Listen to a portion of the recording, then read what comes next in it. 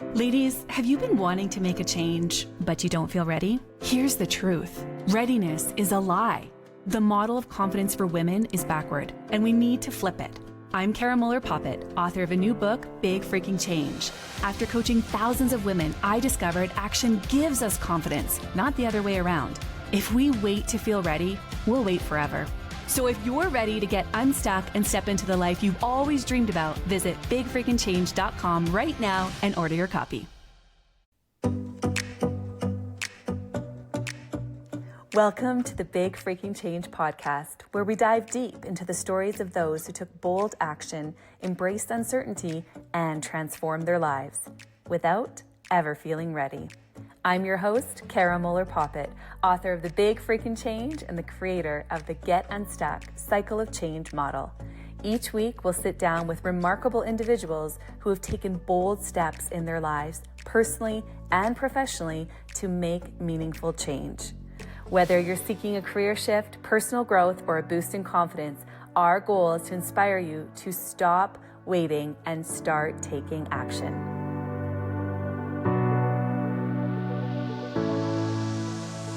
Hello, everyone, and welcome to Big Freaking Change. I'm your host, Cara Moeller Poppitt, and I'm so delighted to be here with Francine Apy. Francine, thank you for joining us today. Thank you. Wonderful to be here, Cara. So, Francine, your story is really unique, and I would love to just read your bio to the listeners so they can understand the brilliance you bring today. So, Francine Apy is the founder of SoulFilling, LLC, a heart-led platform dedicated to sparking more honest, balanced conversations around adoption. She's an adoptive mom, children's book author, mindset coach, and former HR leader who's passionate about helping people reflect, connect, and thrive, not just within adoption, but in life. Francine believes we carry too much alone, and that healing happens when we create space for all voices in the adoption triad to be heard: adoptees, birth parents, and adoptive families. Her motto: carry less, live more. Her work includes her latest release, The Adoption Mindset Journal, and her children's book, Brianna's Brave Day at School, invites readers of all ages to explore empathy, resilience, and what it means to grow through what we go through. She's on a mission to spark more relevant, everyday conversations about adoption at home, at work, and in schools, because we're more alike than we are different. And stories have the power to bring us together. I just love your intro. And the reason why I love it is I believe, too, we are more similar than we are different. And I think that sometimes we need to shed light on hard conversations. We have to bring normalcy to something that may be seen as unique. And the more we do that, the more people feel seen, heard, and loved. So thank you for showing up the way you do, Francine. Of course. Thank you. So Francine, I'd love to start off with just telling me a little bit about your biggest freaking change you made in your life, and if you felt ready to do that. Yeah. So I think that would have to be starting SoulFilling, honestly. SoulFilling is not even a toddler yet. Her second birthday is June 20th. And I like to say birthdays because I talk about adoption, right? And I talk about how we grow families, and anniversary just seems too formal. So I like to call it SoulFilling's birthday. So she's only going to be 2, so she's a toddler. And, I'm a pretty conservative person from the standpoint of I take risks, but they're pretty calculated risks. And for 25 years, I had an HR career. The last 10 years of that career, I was a part owner in a technology company in which I oversaw the human resources department and so on and so forth. It was a very comfortable space for me, people and culture. So when we decided to sell the business and I was reflecting on kind of what I was doing next, it was a little serendipitous that a dear friend of mine, who happens to be an adoptee as well, I reached out to her saying, happy birthday. And she said, thank you, my soul-filling friend, Fran. And I said, soul-filling, that's a beautiful word. And to be honest, I thought it was going to be a greeting card company. I thought I was going to I love photography, and I was going to create soul-filling greetings that, what are the pictures that fill your soul, your family, your animals, beautiful vacations, food, whatever it may be. And quite honestly, when I sat with it, I said, it's my family. It's my son's birth mothers. It's our journey of adoption to create our family. That's what fills my soul. And I think I could bridge my HR background that was very heavy in coaching And if you're familiar with the HR profession, you're really that in-between person that listens and understands the goals and objectives of an organization, as well as listening to the desires in personal development and growth of the employee and marrying the two of them, right? So both objectives are met. And I thought, I'm a pretty trained facilitator. I'm a good listener. I'm someone that can see all sides of things. And what if I brought something like that to the adoption space? So I Googled how to start a business. So that was my big change. Like, I'm not going to go work for somebody else. I couldn't see that. My kids were of the age that they always were my focus, my front and center, but I always worked as well. But they always took, the front seat. And so at this stage of that they were at, I was like, you know what? I want to even be more engaged. So if I started my own business, as scary as that is, what do I have to lose? So that was my big change as well as challenge for myself. So I Googled how to start a business. And, I'm happy to share just 2 weeks ago, I became a registered trademark. So that took almost a year for that to come through. So that would be my biggest Change. change. Yeah. Well, thank you for sharing that. I think there's so much power when we use our stories to also help other people, right? We use our reality to serve, and it allows us to expand and be passionate and be present on another level. Soul filling is a very beautiful name, and I believe there's so much meaning to that. Can you explain a little bit what that means to you? Yeah, when my sweet friend shared that word with me, it really stopped me in my tracks, Like you hear the word fulfilling, and everyone knows what that means. You hear the word soulful, like soulful music or food, but there was something about this word of soul filling that ran deeper than either of those. And it's this beauty, right? This essence of something deeper. And I am a very strong person of faith, and my faith has always been there, has always been my rock, my foundation. And so I loved that it tapped into something at a deeper level.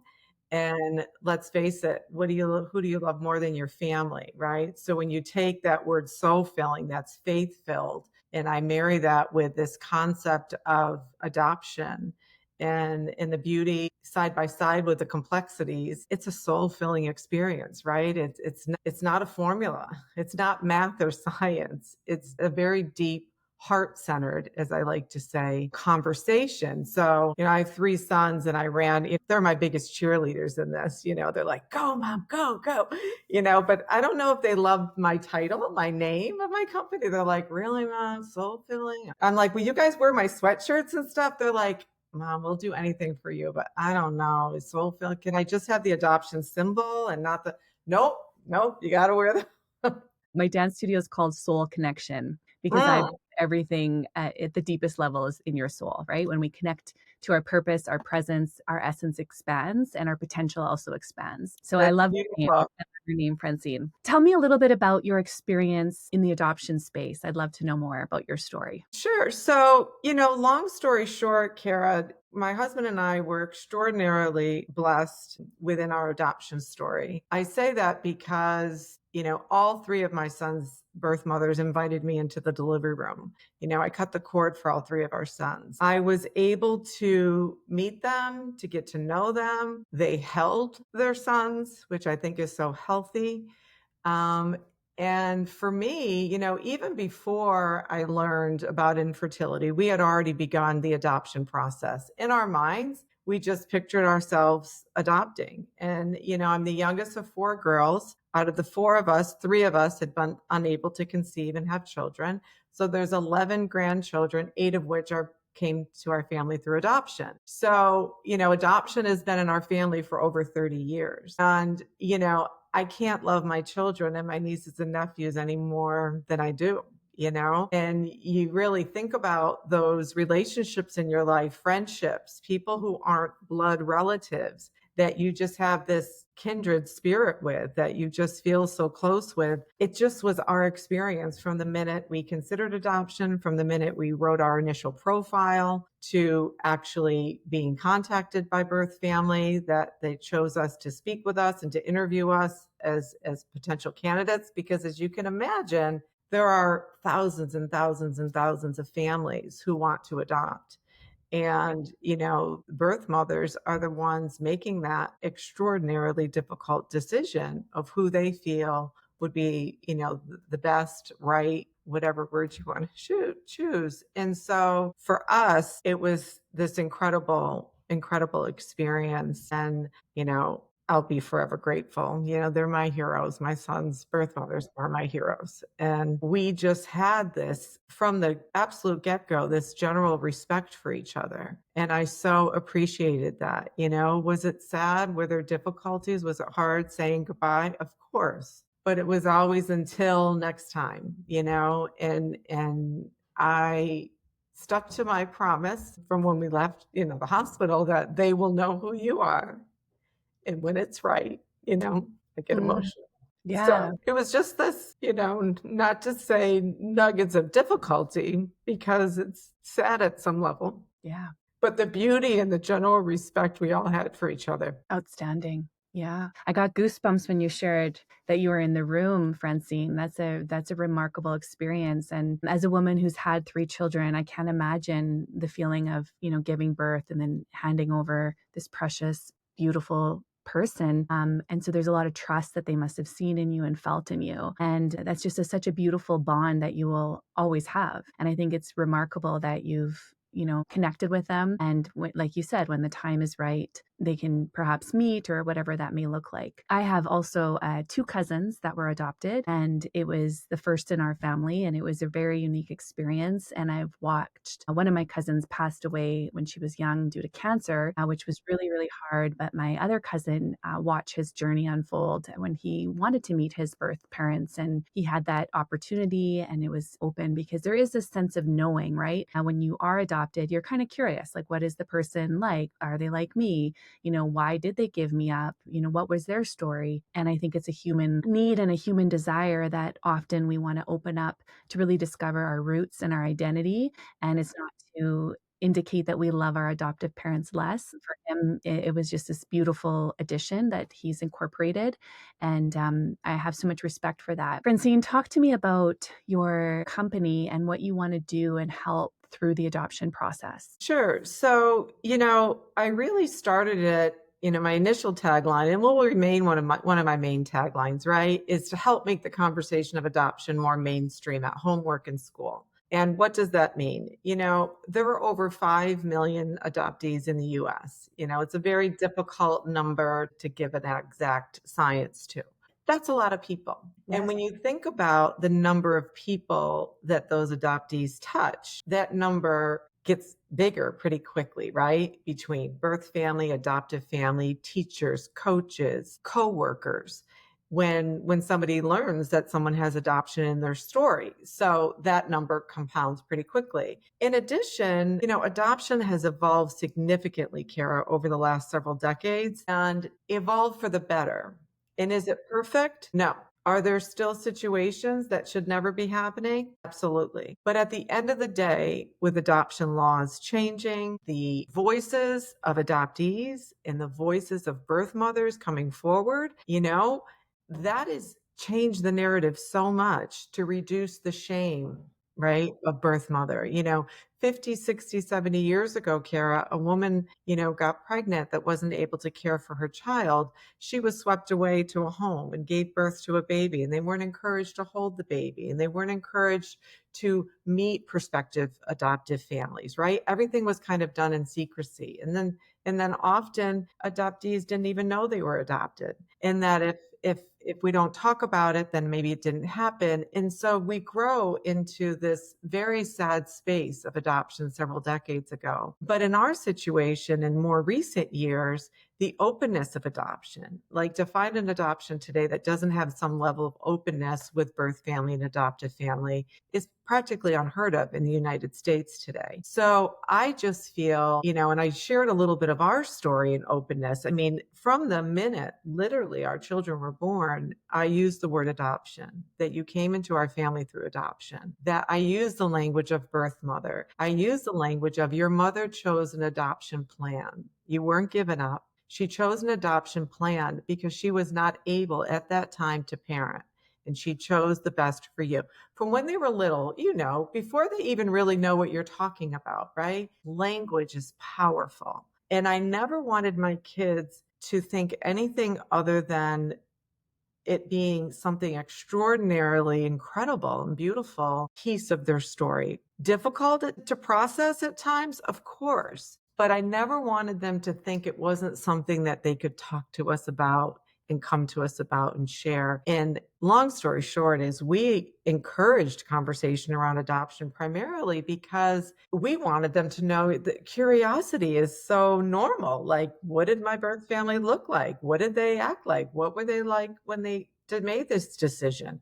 What color hair do they have? What color eyes do they have? And answering all the age appropriate questions. So anyway, to go back to your question, I really asked myself, like, Fran, how can you help make the conversation more mainstream so people, when somebody chooses to share that they were adopted, the general population that maybe don't know nothing about adoption kind of know what to say next. Like, for example, our kids happen to look like my husband and I. So when somebody learned our kids were adopted, they'd be like, "Oh, I'm so sorry. I didn't know." Well, there's nothing to be sorry about. Like, what can you say instead? You can say, "That's really interesting. I didn't know that. I'd love to learn more about your story sometime. I'm curious about that," and just kind of leave it at that, as opposed to it's something that they shouldn't have talked about or should have known. Or, I wrote this book, Brianna's Brave Day at School. Why? Because it gets adoption into the classroom in a mainstream kind of way. It is actually based on a true story of my youngest son, Matthew, who turns 21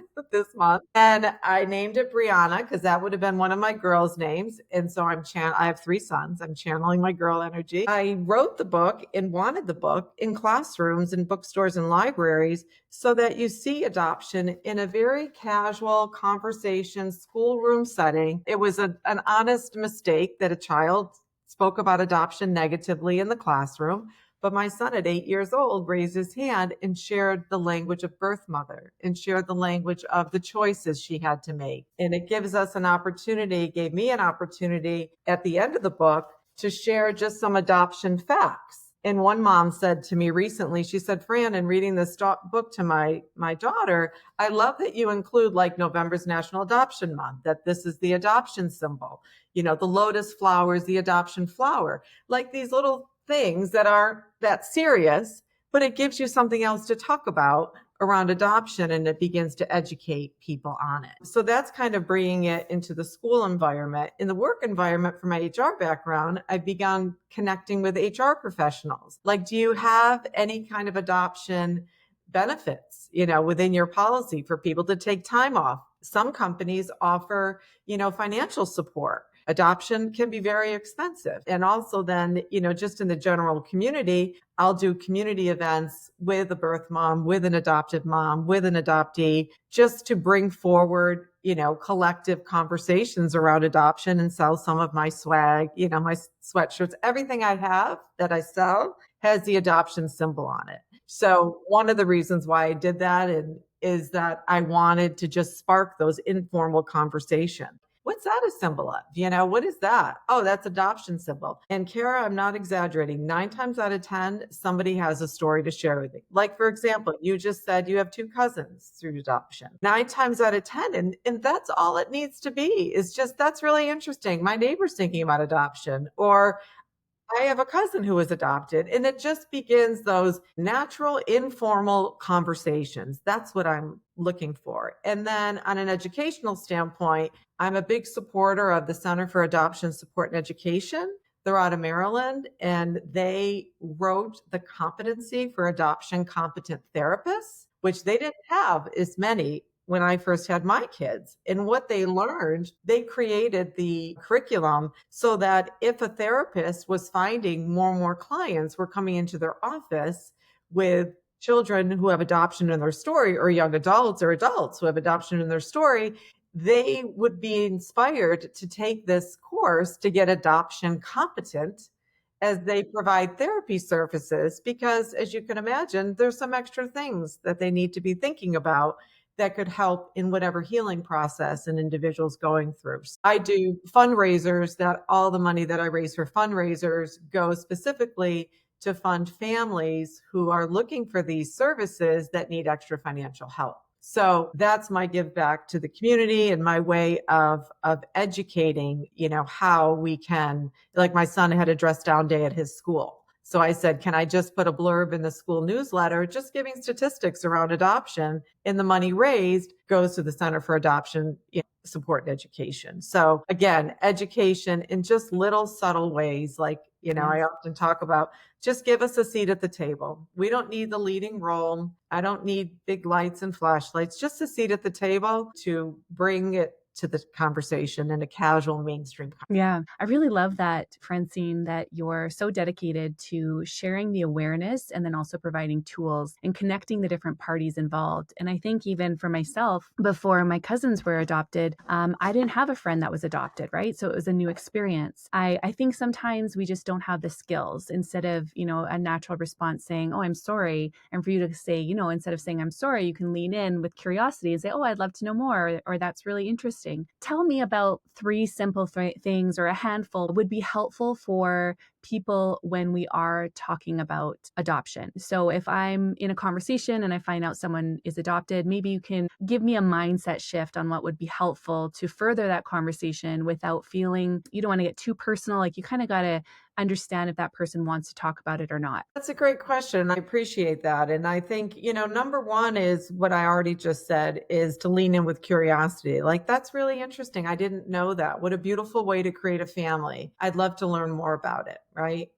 The other thing, and I think, you're a mom with children and, you've grown up with siblings and what have you, and just being human. Sometimes you want to talk about things and sometimes you don't, right? So just because somebody may want to share with you a piece of their adoption story, they may not want to give you every detail, right? You may want to share with your pregnancy experience with someone, but you may not want to tell them exactly blow by blow what your delivery was like, So just being mindful that if an adoptee chooses, or a birth mom or an adopted mom chooses to share a piece of their story, just maybe let it be that piece and say, I thank you so much for sharing that. I'd love to hear more sometime, but not assume that just because they opened the door, now, they're ready to share every little bit with you. And the other main one that really comes to mind is, just because you may know another birth mother, you may know another adoptee, you may know another adoptive mom,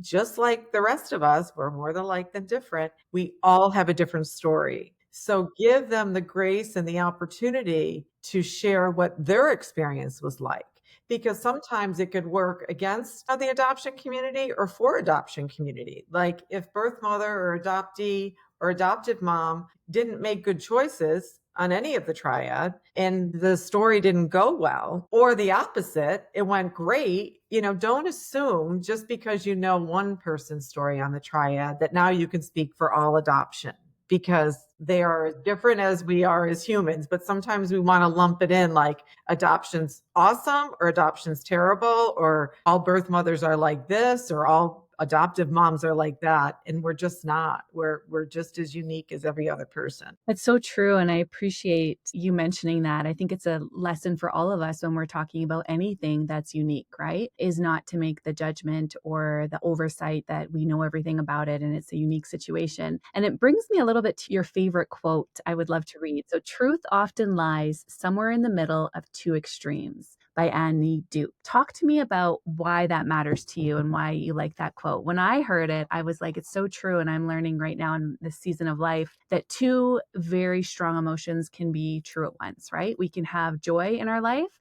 and we can also have hardship, as an example. We can have success and we can be feeling celebration, and then we can also have grief, next to it. And so I think for me, when I heard that, it's like, yeah, we can have two things be true at once and they can be the extremes. But talk to me about what it means to you. Yeah. One of the things I learned in this first year and a half of starting SoulFilling, and really, watching more of what goes on in social media relative to adoption, reading more, really dialing into what are people talking about other than me around adoption. And what I learned pretty quickly, it's pretty siloed, not always, but often. Birth moms are talking with birth moms, adoptees are talking with adoptees, adoptive moms are talking with adoptive moms. And sometimes within those spaces, there's a lot of extreme, right? Yes. Like Yes. the political environment, not to talk politics, right? But 100%. there are these extremes. And honestly, for myself, I'm not looking to work within the extremes. It's either adoption is 100% amazing and incredible and everything is perfect, or adoption is awful and a terrible thing that should never happen. And I think the truth really lies somewhere in the middle, as I call this lived experience. I talk a lot about, and actually the Center for Adoption Support and Education has invited me to teach this concept that I talk about to their community in September. And that concept is, we have these lives, these human experiences, right? And you're going to go through them. You're raising 3 children. And every time you look at them, they're going through another growth spurt or jeepers. What's that attitude about? That's evolving. That's something newer. Oh my gosh, her hair's curly now. It wasn't curly before.